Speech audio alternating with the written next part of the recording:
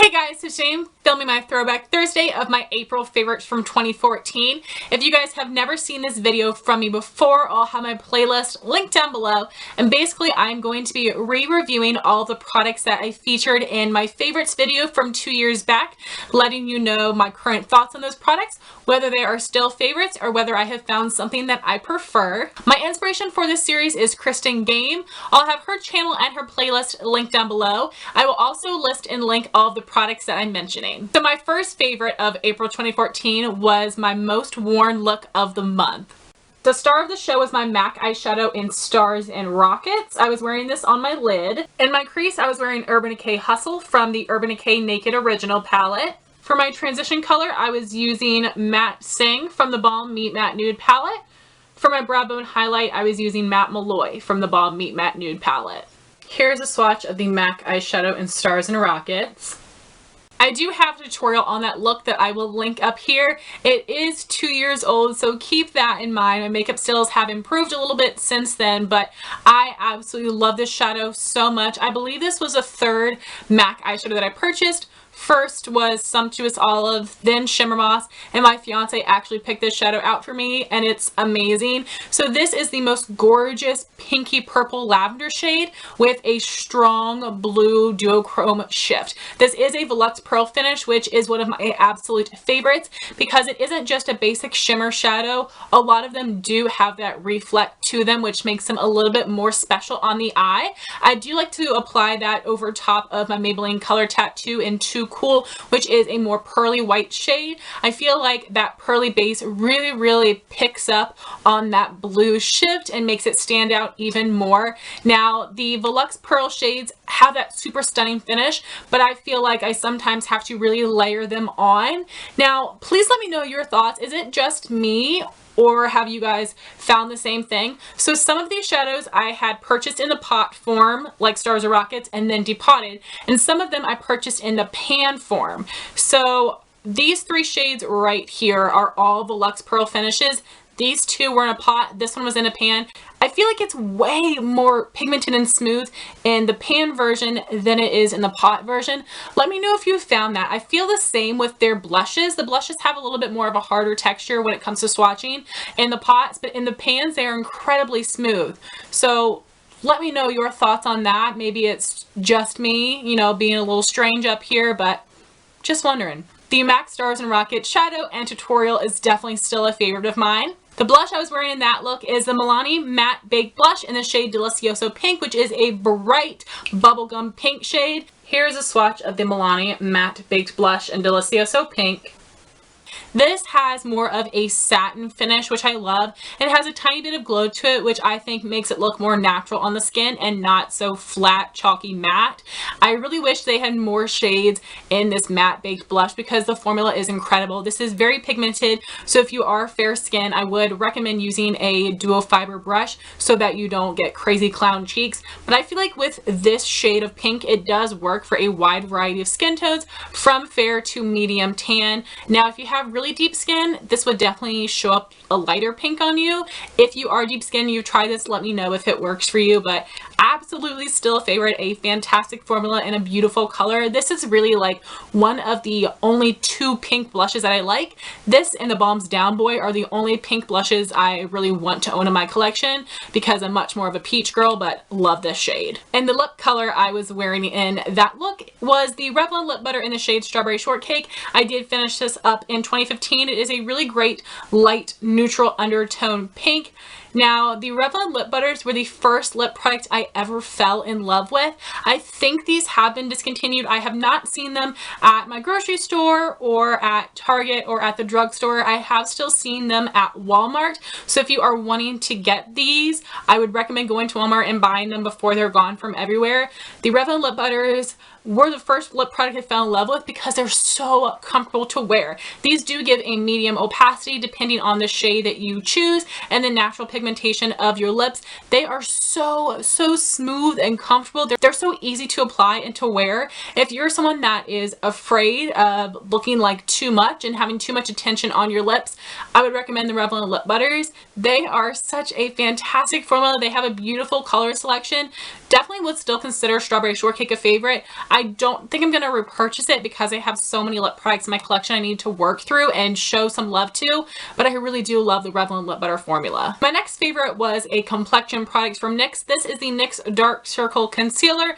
I have the shade number 1 Fair. This is a product that I also finished up in 2015. It took me a while, and when I had started using this, I wasn't really impressed with the coverage, but then I started applying it with the e.l.f. Flawless Concealer Brush, and this did a fantastic job of giving even more coverage to this concealer corrector. So all the shades have a peachy undertone. The Fair has more of a light peachy shade instead of an orange, which does work well for my fair skin. I think that this is a nice thicker consistency. It is pretty emollient. I definitely do have to set it because I have very oily under eyes. This did a fantastic job of covering up my under eye circles, but if you are someone that has really deep under eye circles, you definitely are going to have to put a concealer on top of this, because even though it is a thicker texture, it doesn't give the most coverage. Now, I had originally thought I was not going to be repurchasing this, but now I'm not sure. I am getting more darkness under my eyes, and I have a lot of dark spots right here that I cannot seem to cover up no matter what. So please let me know your favorite heavy duty corrector or concealer that I can use to cover up these dark spots, because of where they are in the face, it makes my makeup look muddy and messy. So I definitely think this is a nice product. I may repurchase in the future because now I feel like I need a corrector. So it is a nice formula, and I definitely recommend applying it with a brush like this. My next favorite was the NYX Blotting Powder in Light. So the light shade looked stark white, but it does color adjust to your skin tone. So make sure that you choose the color of the shade variety that you're usually in, whether it's light, light, medium, or deep. It may look a little light initially, but it does color adjust to your skin. So if you choose the powder that looks the most similar to you, then when you apply it, it might end up being too dark. So this was a decent touch-up powder, but I would not repurchase it. I don't love it. I've tried several different touch-up powders, and the one that I keep going back to that is my favorite is the Rimmel Stay Matte. I'm not sure why I love that one so much, but just the texture and the formula of that one works really well for me to help mattify my skin without looking too dry, and it actually keeps me matte for a decent amount of time. I find that with some other powders, it will keep me matte initially, then 20 minutes later I need to do it again. So the Rimmel Stay Matte is my favorite touch-up powder. I would not repurchase the NYX Blotting Powder or consider it a favorite any longer. My next favorite was another blush. This is the Clinique Cheek Pop in the shade Peach Pop. Here's a swatch of the Clinique Cheek Pop in Peach Pop. I absolutely love the Clinique Cheek Pops. They do give a more sheer wash of color, but they are very buildable. You guys know I love intense blush, and I am able to use a dense angled blush brush and really pack on the color. I have several different shades of the Clinique Cheek Pops. My favorites would definitely be Peach Pop and Ginger Pop. This is a stunning shade that I definitely recommend to you guys. I think the formula is nice and the color is stunning. My next favorite was the other Milani Matte Baked Blush. This is in the shade Bella Rosa, which is a gorgeous pinky red. Here's a swatch of the Milani Matte Baked Blush and Bella Rosa. This is a super intense color. I am very fair. I am an NC15 skin tone. I'm able to make this work for me with a duo fiber blush brush, but this will work for literally all skin tones because it is such an intense deep color. I think this is so stunning. I absolutely love this blush so much. Again, I wish they had more shades available in this matte baked formula because I would buy them all. Then I had a mascara combo favorite, one mascara for lengthening and one for volumizing. The lengthening mascara was the Maybelline Colossal Cat Eyes, and the volumizing mascara was the Jordana Best Lash Extreme.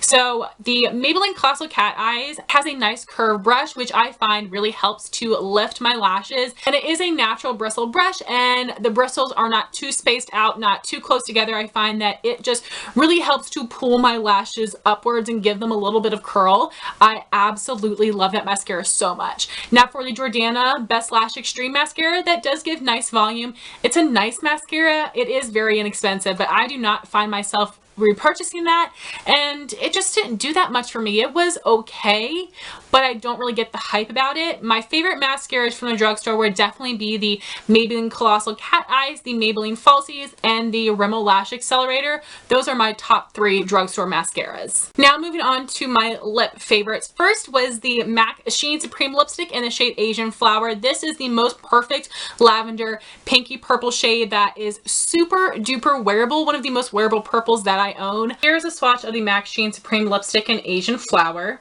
I absolutely love this color and this formula. I feel like the Sheen Supremes are the Revlon Lip Butter 2.0 because they are even more pigmented, more long lasting. I find that even though this is a lighter color, it does stain my lips. It has a thicker texture. It's not uncomfortable. It actually feels very cushiony, very smooth, but it lasts longer on the lips. And I had been wearing this lip product in conjunction with my Milani Matte Baked Blush and Bella Rosa. I do have a chit chat get ready with me using these 2 products and the Balm Meet Matte Nude palette. I'll have that video linked up here in case you want to check it out. My last lip favorite was a combination. The lipstick part of the combination is the Revlon Super Lustrous lipstick in the shade Primrose. It is a cream finish and it is a dupe for MAC Snob. It is a wearable light blue tone pink. Here is a swatch of the Revlon Super Lustrous lipstick in Primrose. As you can see, I'm almost done with this. This is my #1 holy grail must-have lipstick. It is a super comfortable formula. Again, it has about a medium opacity.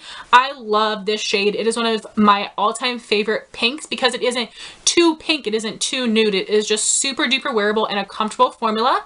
And the lip gloss I was pairing on top of that is the NYX Butter Gloss in the shade Merengue. And this is an even brighter blue tone pink. Here's a swatch of the NYX Butter Gloss in the shade Merengue. So this combination here made it a really bright blue tone pink, still wearable, but a little bit more intense.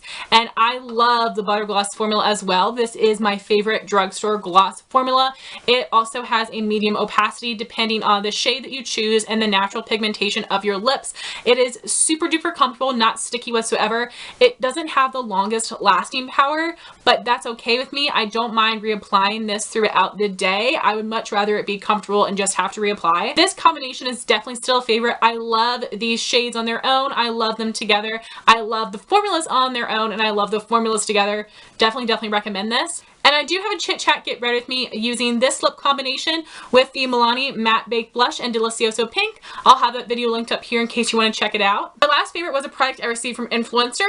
It is the Broadway Nails Impress Manicure in the shade Taupe. So when I had gotten that Influencer box, I was super disappointed that I got press-on nails. In my head, I was thinking, I'm not a child. Why would I wear these? They're gonna come right off as soon as I wash my hair. They actually lasted for, I think, a week, which is pretty impressive because they're press-on nails. They weren't even using glue. They were using that sticky adhesive. What? I was really blown away by them. They looked really nice. They were the squared off tip, which is what I like. The taupe shade was a really nice color as well. I haven't repurchased them because I'm not really a fake nail kind of a girl, but I definitely think that is the way to go if you have an event and you want your nails to look really nice and polished, because they do not damage your nails like acrylics do. So I definitely think they are a great option. I think they also have some different designs, different colors, and even French manicure sets.